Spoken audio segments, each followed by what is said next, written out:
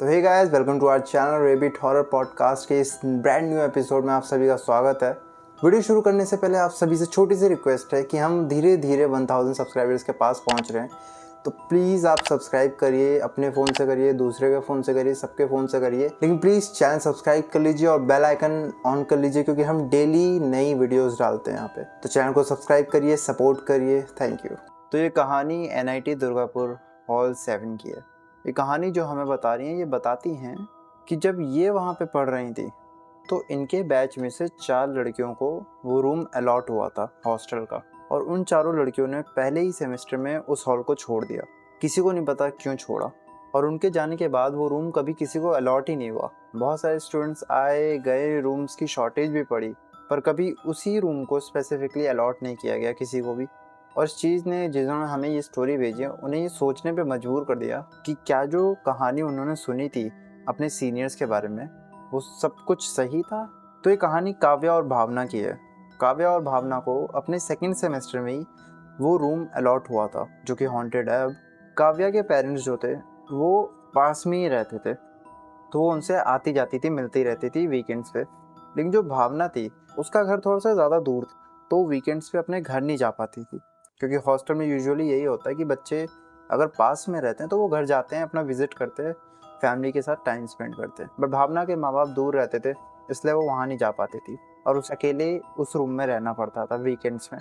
काव्या और भावना दोनों अलग अलग सेक्शन में थी, मतलब अलग अलग क्लासेस में थी, तो उनकी क्लासेस की जो टाइमिंग्स थी वो भी काफ़ी अलग होती थी। कभी काव्या की क्लास हो गई तो कभी भावना की क्लास हो गई, मतलब दोनों की एक साथ क्लासेस नहीं चलती थी। अब इनके हॉस्टल रूम का ब्लूप्रिंट जान लेते हैं। तो इनका हॉस्टल का जो रूम है वो एक्चुअल में 2 छोटे छोटे रूम्स हैं।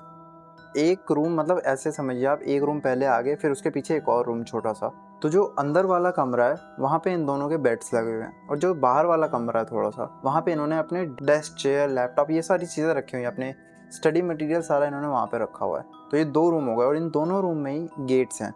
मतलब अंदर वाला जो रूम है उसमें भी एक गेट लगा हुआ है, और जो बाहर का रूम है वो भी एक गेट लगा है। तो अगर आप बाहर वाला गेट बंद करते हो तो अंदर कोई नहीं आ सकता, तो अंदर का आप चाहे गेट खोल के भी रखोगे तो भी कोई नहीं आ सकता, क्योंकि बाहर का लॉक हो चुका है।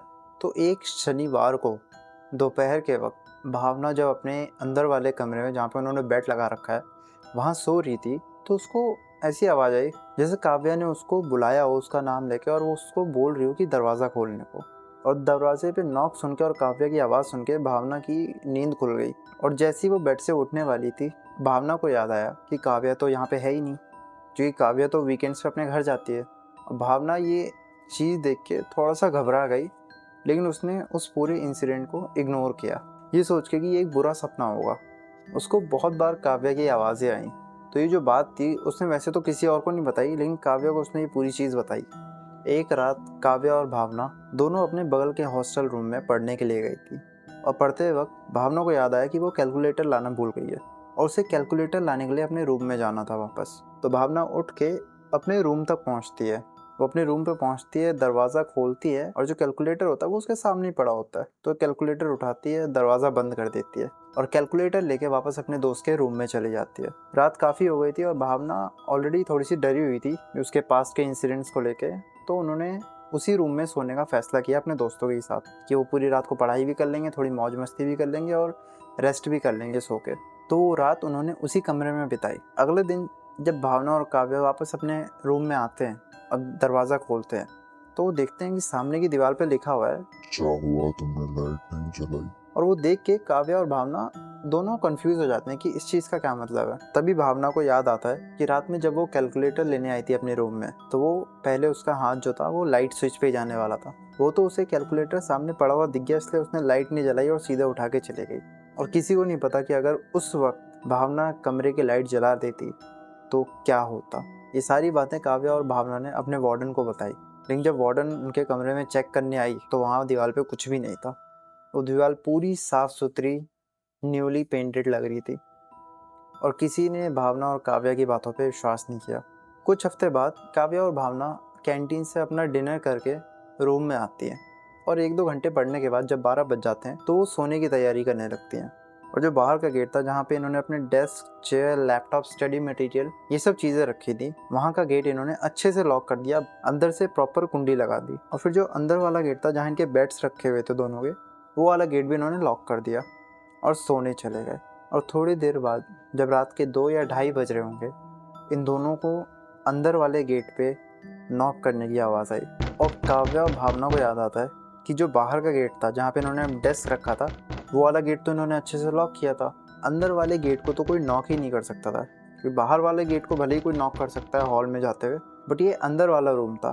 तो यहाँ पहुँचने के लिए जो बाहर का गेट है वो खोलना पड़ता आपको, तब आप अंदर आ सकते हो। तो ये सोच के दोनों बहुत हैरान हुए कि ऐसे कैसे हो सकता है, हमने तो अच्छे से बाहर का गेट लॉक किया था, तो अंदर के गेट पे कैसे कोई नॉक कर सकता है। और दरवाजे के नीचे से हल्की सी जो रोशनी पास हो रही थी, वहाँ उन्होंने देखा तो उन्हें ऐसा लगा जैसे कोई बाहर चल रहा हो, एक हल्की सी हंसी के साथ कोई उनके गेट पे पहरा दे रहा हो और बार बार नॉक किए जा रहा हो कि गेट खोलो।